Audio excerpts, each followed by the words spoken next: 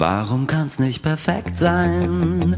So wie in einem Liebeslied oder so wie im Film sein, wo der Boy vor dem Mädchen kniet und ihre Hand nimmt und ihr ganz tief in die Augen blickt. Einfach alles stimmt nicht, an dem wirkt ungeschickt. Kerzen brennen und Champagner steht bereit, doch so ist es niemals in Wirklichkeit.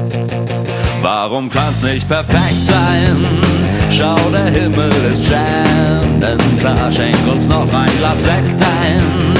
Wenn das grad keine Sternschnuppe war, doch wir wünschen uns nichts, weil wir so glücklich sind. Nichts hat jetzt mehr Gewicht, die Liebe macht uns für alles um uns blind. Und das Radio spielt einen Song von Barry Manilow. Doch leider ist im Leben niemals so.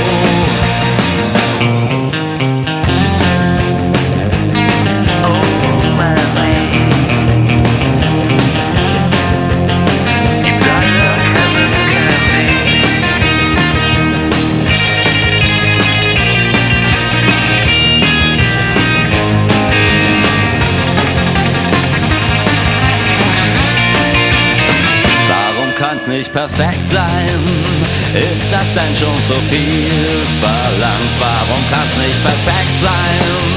Warum haben wir schon wieder gezankt? Warum denke ich an Sex, wenn du grad romantisch bist? Du sprichst von deinem Ex, wenn's grad nicht so ratsam ist. Und im Radio spielen sie ein Lied von Klaus und Klaus. Doch sogar das hält unsere Liebe aus. Denn du nimmst meine Hand und küsst mich, und mir wird klar ganz plötzlich, er war immer da, ich hab's nur nicht gecheckt. Denn ganz genau dieser Moment, er ist perfekt.